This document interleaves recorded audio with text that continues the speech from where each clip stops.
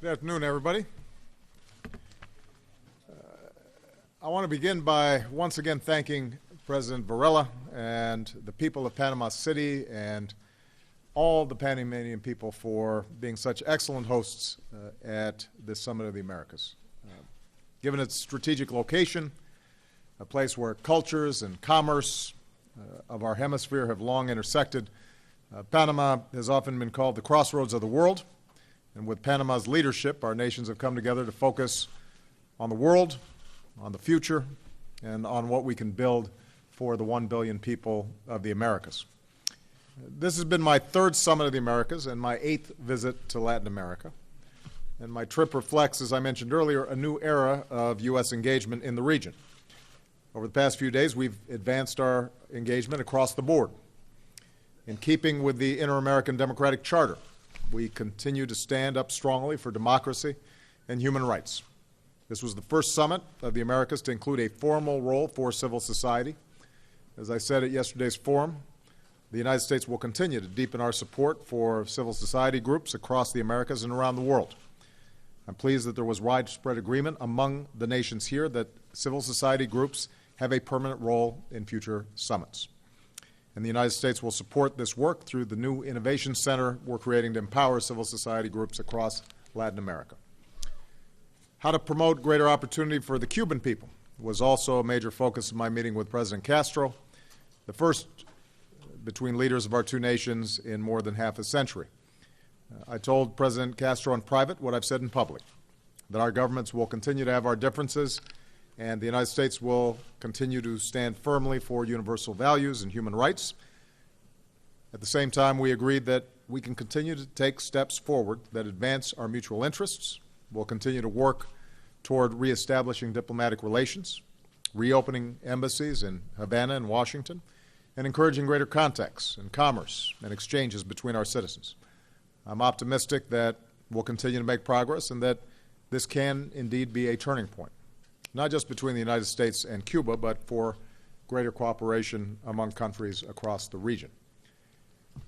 Second, we continued our work to create more prosperity and opportunity for our people. At our meeting yesterday, Central American leaders reaffirmed their commitment to pursue the good governance and economic and security reforms that are needed. And I reiterated my commitment to work with Congress to secure the $1 billion I've proposed for our engagement with Central America.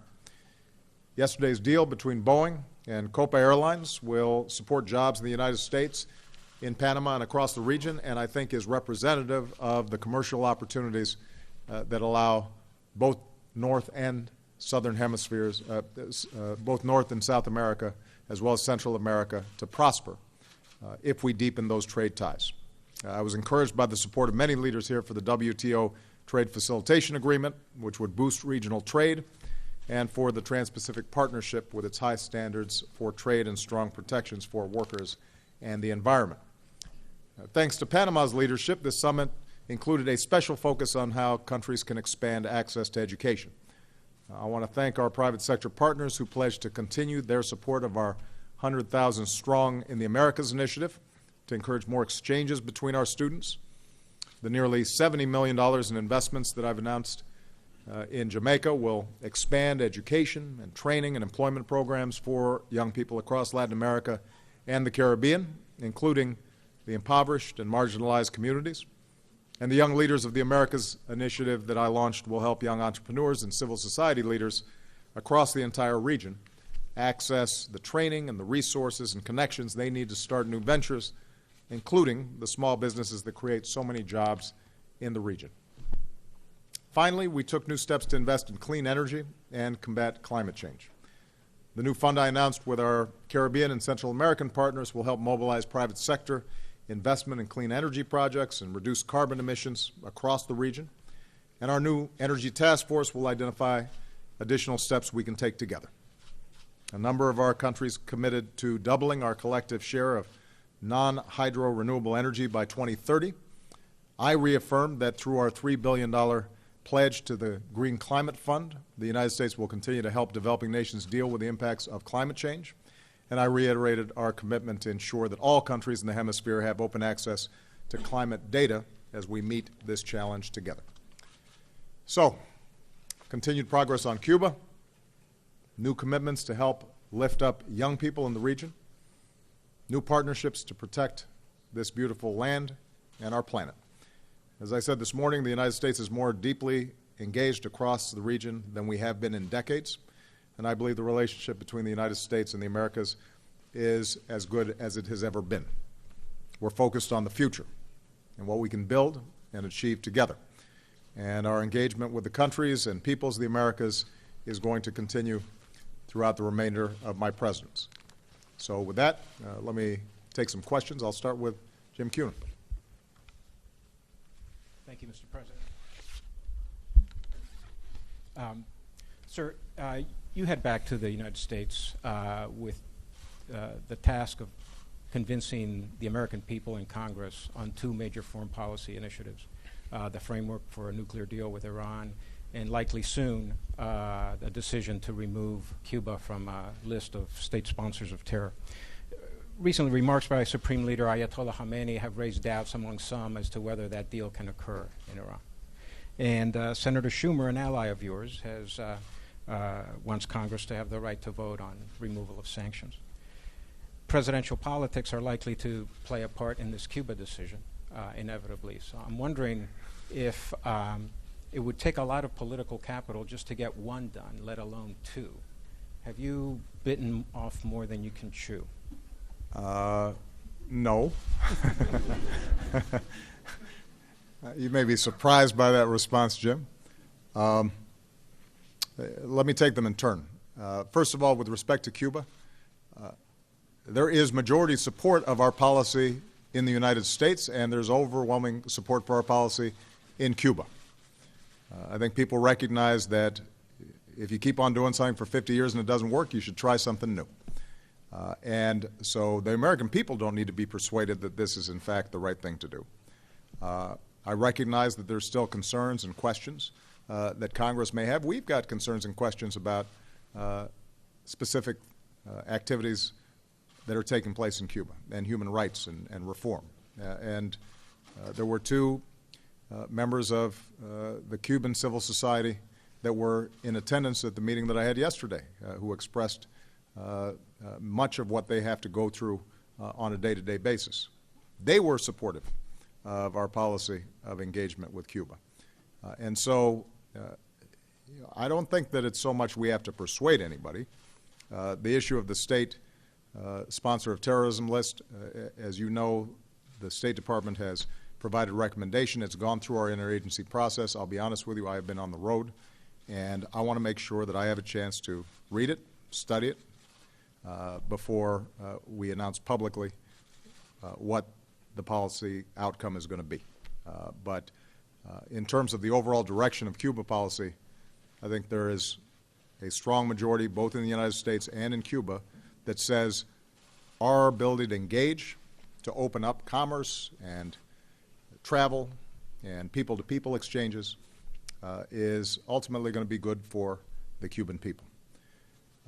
Now, with respect to Iran, I have always been clear, we are not done yet.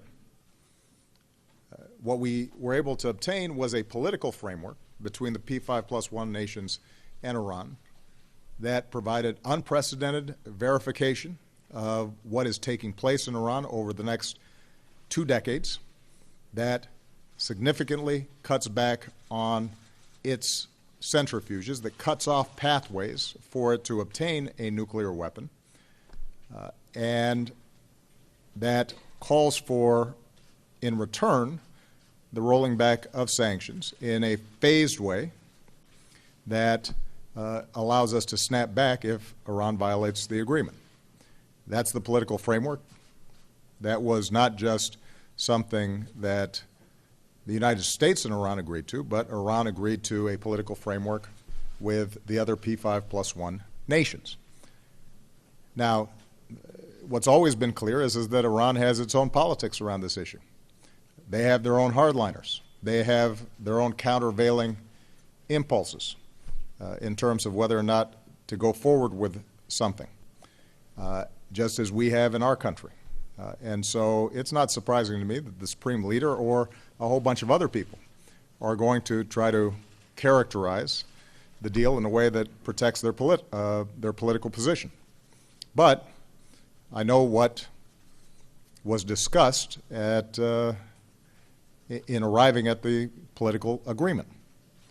What I've always said, though, is that there's the possibility of backsliding. There's the possibility that it doesn't get memorialized in a way that satisfies us, that we're able to verify that, in fact, Iran is not getting a nuclear weapon, and that we are preserving the capacity to snap back sanctions in the event that they are breaking any deal. And that's why the work is going to be so important between now and the end of June to memorialize this so that we can all examine it. And we don't have to speculate on what the meaning of a deal is going to be. Either there's going to be a document that Iran agrees with the world community about and a series of actions that have to be taken, or there's not. Part of the challenge in this whole process has been opponents of basically any deal with Iran have constantly tried to characterize what the deal is without seeing it. Now, if we are able to obtain a final deal that comports with the political agreement, and I say if because that's not yet final, then I'm absolutely positive that that is the best way to prevent Iran from getting a nuclear weapon. And that's not my opinion. That's the opinion of people like Ernie Moniz, my Secretary of Energy, who is a physicist from MIT and actually knows something about this stuff. That's the opinion of a whole bunch of nuclear experts who examined the deal. Very rarely do you see a consensus is too strong a word, a large majority of people who are experts in the field saying this is actually a realistic, plausible, meaningful approach to cut off the pathways for Iran getting a nuclear weapon, and that it is more likely to succeed, not only than maintaining current sanctions or additional sanctions, but more likely to succeed than if we took a military approach to solving the problem. Again, that's not uniquely my opinion. That is, talk to people who are not affiliated with the administration, some of whom were skeptical about our capacity to get a deal done, and have now looked at it and said, if we're able to actually get what was discussed in the political framework, it's absolutely the right thing to do. Now, there's politics and political pressure inside of the United States. We all know that. The Prime Minister of Israel is deeply opposed to it. I think he's made that very clear. I have repeatedly asked, what is the alternative that you present that you think makes it less likely for Iran to get a nuclear weapon? And I have yet to obtain a good answer on that. And the narrow question that's going to be presented next week when Congress comes back is what's Congress's appropriate role in looking at a final deal? And I've talked to not only Bob Corker, but I've talked to Ben Cardin, the ranking member on the Democratic side, and I want to work with them so that Congress can look at this deal when it's done. What I'm concerned about is making sure that we don't prejudge it, or those who are opposed to any deal whatsoever try to use a procedural argument essentially to screw up the possibility of a deal. Last comment I'm going to make on this. When I hear some, like Senator McCain recently, suggest that our Secretary of State, John Kerry, who served in the United States Senate, a Vietnam veteran, who's provided exemplary service to this nation, is somehow less trustworthy in the interpretation of what's in a political agreement than the supreme leader of Iran, that's an indication of the degree to which partisanship has crossed all boundaries. And we're seeing this again and again. We saw it with the letter by the 47 senators who communicate directly to the supreme leader of Iran, the person that they say can't be trusted at all, warning him not to trust the United States government. We have Mitch McConnell trying to tell the world, don't have confidence in the U.S. government's abilities to fulfill any climate change pledge that we might make. And now we have a senator suggesting that our Secretary of State is purposely misinterpreting the deal and giving the supreme leader of Iran the benefit of the doubt in the interpretations. You know, that's not how we're supposed to run foreign policy, regardless of who's president or Secretary of State. We can have arguments, and they're legitimate arguments to be had. I understand why people might be mistrustful of Iran. I understand why people might oppose the deal, although the reason is not because this is a bad deal per se, but they just don't trust any deal with Iran and may prefer to take a military approach to it. But when you start getting to the point where you are actively communicating that the United States government and our Secretary of State is somehow spinning presentations in a negotiation with a foreign power, particularly one that you say is your enemy, that's a problem. It needs to stop. Jim Acosta. Oh, I'm sorry. Where's Jim? Right here. There you are. Thank you very much, Mr. President. I was wondering if you were struck by Raul Castro's warm words for you today. He said he admired you, said he had read some of your autobiographies, described you as an honest man. I'm just curious what you thought about that, and do you feel that Raul Castro is an honest man and can be trusted? And I would be remiss if I didn't ask you about another Secretary of State, Hillary Clinton, who is expected to announce her campaign for the presidency tomorrow. Do you foresee being involved in her campaign, and do you hope that she runs on your record? Thank you very much. It was a candid and fruitful conversation between me and Raul Castro. I can tell you that in the conversations I've had so far with him, two on the phone and most recently face-to-face, that we are able to speak honestly about our differences and our concerns in ways that I think offer the possibility of moving the relationship between our two countries in a different and better direction. We have very different views of how society should be organized. And I was very direct with him that we are not going to stop talking about issues like democracy and human rights and freedom of assembly and freedom of the press, not because we think we are perfect and that every country has to mimic us exactly, but because there are a set of universal principles for which we stand. And one of the goals of my administration is to have some consistency in speaking out on behalf of those who oftentimes don't have a voice. And I think during his speech in the plenary session, he was pretty clear about areas of U.S. policy he doesn't like. And I suspect he's going to continue to speak out on those.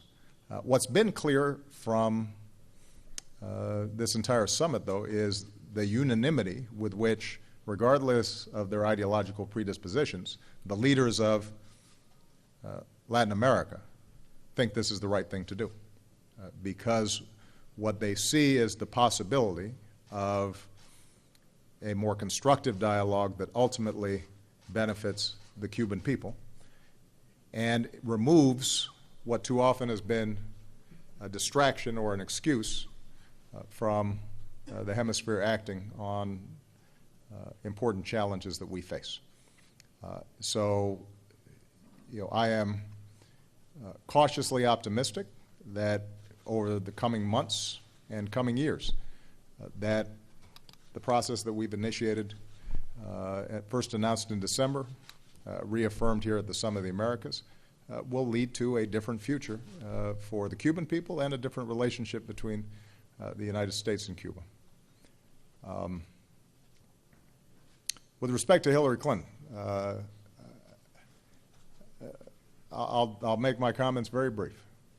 She was a formidable candidate in 2008. She was a great supporter of mine in the general election. She was an outstanding Secretary of State. She is my friend. I think she would be an excellent president. And I'm not on the ballot. So, I'm not going to step on her lines. When she makes a decision to announce, I'm confident that she will be very clear about her vision for the country moving forward if she announces. And, in terms of her relationship with my administration, she was focused and working on really important foreign policy initiatives. And, the one thing I can say is that she's going to be able to handle herself very well in any conversations or debates around foreign policy. And her track record with respect to domestic policy is, I think, one that cares about working families. If she decides to run and she makes an announcement, she's going to have some strong messages to deliver. Jim Avila. Thank you, Mr. President. Yeah. First of all, on Cuba, if I could, two questions. The Cuban government has frequently said that it cannot allow more political or personal freedoms or press freedoms because the United States has used both covert and otherwise actions to try to overthrow the Castros. And does your new era, in fact, end regime change efforts by the United States, and should the Cubans then respond by allowing free elections and tolerance of dissent now because of the changed policy? And secondly, on the issue of Hillary Clinton, Vice President Biden, of course, said that the Democratic race is wide open. The polls seem to say otherwise. What is your opinion on that? Is the race still wide open? Not only have I run my last election, but I am not in the business of prognosticating future elections. That is your job. And there's no shortage of people who are happy to opine on that. I will not be one of them. On Cuba, we are not in the business of regime change. We are in the business of making sure the Cuban people have freedom and the ability to participate and shape their own destiny and their own lives, and supporting civil society. And there's going to be an evolution, regardless of what we do inside of Cuba. Partly it's going to be generational. If you listen to President Castro's comments earlier this morning, a lot of the points he made referenced actions that took place before I was born. And part of my message here is the Cold War is over. There's still a whole lot of challenges that we face and a lot of issues around the world, and we're still going to have serious issues with Cuba on not just the Cuban government's approach to its own people, but also regional issues and concerns. There are going to be areas where we cooperate as well. Cuban doctors deployed during the Ebola crisis made a difference. Cuban activity in Haiti in the wake of the earthquake made a difference. And so there may be areas of collaboration as well. What I've said to President Castro is the same thing that I've said to leaders throughout the region. We have a point of view, and we won't be shy about expressing it. But I'm confident that the way to lift up the values that we care about is through persuasion. And that's going to be the primary approach that we take on a whole host of these issues. Primarily because they don't implicate our national security in a direct way. And I think that we have to be very clear. Cuba is not a threat to the United States.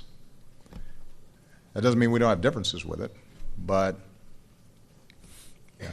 on the list of threats that I'm concerned about, I think it's fair to say that between ISIL and Iran getting a nuclear weapon and activities in Yemen and Libya and Boko Haram, Russian aggression in Ukraine and the impact on our allies there. I could go down a pretty long list. Climate change, I think our approach has to be one of trying to work with the region and other countries and be very clear about what we believe and what we stand for and what we think works and what doesn't. And so often when we insert ourselves in ways that go beyond persuasion, it's counterproductive. It backfires. That's been part of our history, and which is why countries keep on trying to use us as an excuse for their own governance failures. Let's take away the excuse, and let's be clear that we're prepared to partner and engage with everybody to try to lift up opportunity and prosperity and security for people in the region. Major Garrett. Good afternoon, Mr. President. Allow me, if you will, to quote the Supreme Leader directly. Yes. United States activity since the announcement of the framework has been deceptive, it is lying, it is devilish. And on two particular points, he said, direct quotes, Iran's military sites cannot be inspected under the excuse of nuclear supervision, and all sanctions should be removed when the deal is signed. Is it your opinion, Mr. President, that this is pure posturing and it should be disregarded by your government and by you and your Secretary of State? And if so, could you help me understand to whom the Supreme Leader would be posturing? Because under my limited understanding of Iranian politics, that's not a job description usually applied to the Supreme Leader. That was a well-crafted question, Major. And let me just suggest that even a guy with the title Supreme Leader has to be concerned about his own constituencies. And the issue is not whether I have to take his word for whether that's his understanding, because we've got work until the end of June to see if we've got a document that works.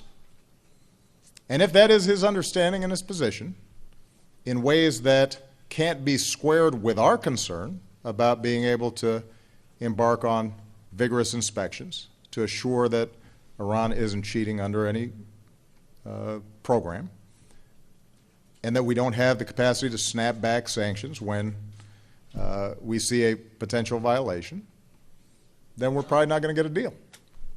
So, part of the concern that I have in this debate here, Major, is I don't understand why it is that everybody is working so hard to anticipate failure. The opponents of the deal don't seem to be focused on how do we get to a good deal as much as they're focused on how can we show that it's not possible to get a good deal. And my simple point is, let's wait and see what the deal is. And we'll be able to look. And if, in fact, we're not satisfied that it cuts off the pathways for Iran obtaining a nuclear weapon, then we won't sign it. If, on the other hand, it does, then I will strongly argue, and I believe the American people will support and the international community will support, that it's far preferable to the other alternatives. Now, Major, it's not going to be perfect in the sense that, if you asked Prime Minister Netanyahu or some members of the Republican caucus, or even some Democrats, if you asked me, would I prefer that Iran never did have, will never have even a single nut, bolt, anything related to nuclear power, don't have any nuclear scientists, don't have any capacity to develop it, that'd be great. But that's not possible. That's not achievable. That's not achievable through sanctions. It's not achievable through military means. They're going to have some form of peaceful nuclear power, and that will then pose a challenge for the international community, which is why the political agreement calls for unprecedented framework of inspections that allows us to assure that it's not being used or diverted in ways that could be weaponized. But we're going to have to see. whether or not we can get a deal or not. My only question is why we keep on trying to short-circuit the actual negotiations. When they're, we're not disarming. We're not getting rid of our nuclear weapons. We're not getting rid of our Navy. We're not giving anything up. We are simply waiting to see what it is that the negotiators come up with, and if, in fact, we are able to come up with something that works, then we'll know. And you know, with respect to the Supreme Leader, yes, it's a pretty important title. It's, you know, it seems a little more clear-cut than president. On the other hand, there may be ways of structuring a final deal that satisfy their pride, their optics, their politics, but meet our core practical objectives. And that's what we've got to give the negotiators room to determine. Last question, Karen DeYoung. Where's Karen? There she is. Thank you. Just to belabor the point on that question, Mr. President, your people have said that the framework agreement, that what's in it stands, that they are not renegotiable points, although the implementation of them can be renegotiated in some way. And I wonder how, within that framework that's already been agreed, how we can come up with something that satisfies the kinds of concerns that he raised. No inspection of military sites, immediate lifting of all sanctions the day that the thing is signed. And also on Cuba, I wanted to ask, as you discussed the state sponsor of terrorism list with President Castro, the Cubans have raised some issues about the 45-day waiting period. I wondered if that came up. I know that your government is eager, assuming that the recommendation is approved, is to remove it and is approved by you, that we move ahead quickly with embassies. The Cubans have raised concerns about that 45 days and how something could go wrong in those 45 days, and it really doesn't give them access to the kinds of things they think they can have once if and when they're removed from the list. Did that come up? And is it your belief that once they're removed from the list, then there is no impediment to go ahead with opening embassies once you approve their removal from the list? Okay. So I'll make one last run at Iran here. There is a political framework, the outlines of which were established between Iran and the P5+1. In some cases, there was great specificity around, for example, the reductions that need to take place in the number of centrifuges in Natanz, or the conversion of Fordow into a facility that does not permit the potential production of weapons-grade uranium. And in other cases, there was language of intent, but the details matter. And how those details are interpreted are going to be subject to negotiation. So it's not accurate to suggest that, and I don't think my team has ever suggested that somehow everything's all done and it's just a matter of writing it up. This is a situation in which we have a framework that is, if implemented, powerful and will achieve our goal of making sure that Iran doesn't have a nuclear weapon. But the details make a big difference, how they're structured. And I guarantee you there will be some tough negotiations around that. And that's what I said the first day when we announced that we had an agreement. And that's what we've continued to say. So there's really no contradiction here.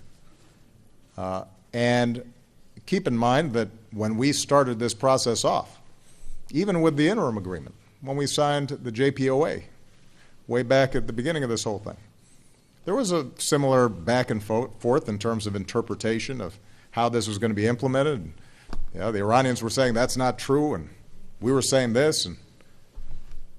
But once we actually got through the negotiations, it turned out that we had something that was substantial that was subject to review by everybody involved, and that has proven to be highly effective, even by the assessments of critics of the policy like the Israelis. They've said, yeah, this actually has worked. Iran's abided by the agreement.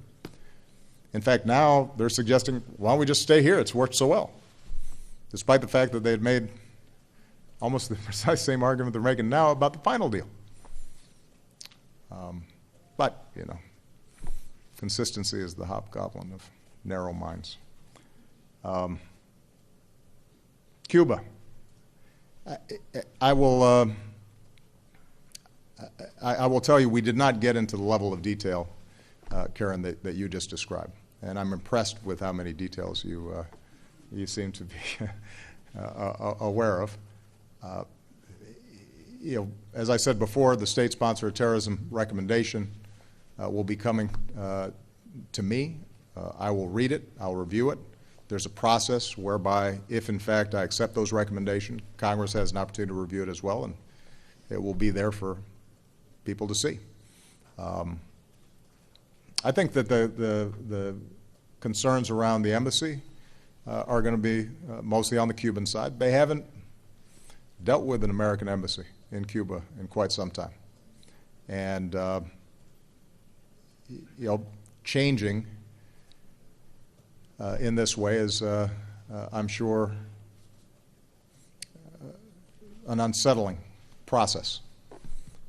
You know, we're accustomed to this. I mean, we've gone through now a number of times where with China and with Vietnam and other countries, we reopened diplomatic relations, and we understand, I think, are familiar with how that gets done in a way that's consistent with improving diplomatic relations over the long term.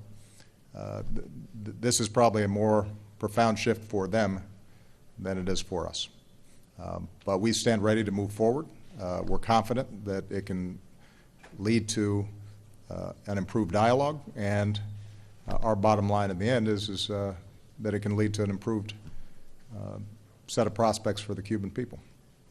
And I'll say just in closing to you know, all the people here from Latin American countries, thank you for this extraordinary opportunity. I want to thank the people of Panama. I am very optimistic about this region, and the main reason I'm optimistic about this region is because of its people. They are extraordinary, and it is a great gift to the United States to be able to have such strong friends and partners in tackling many of the challenges that we have in common. Thank you very much.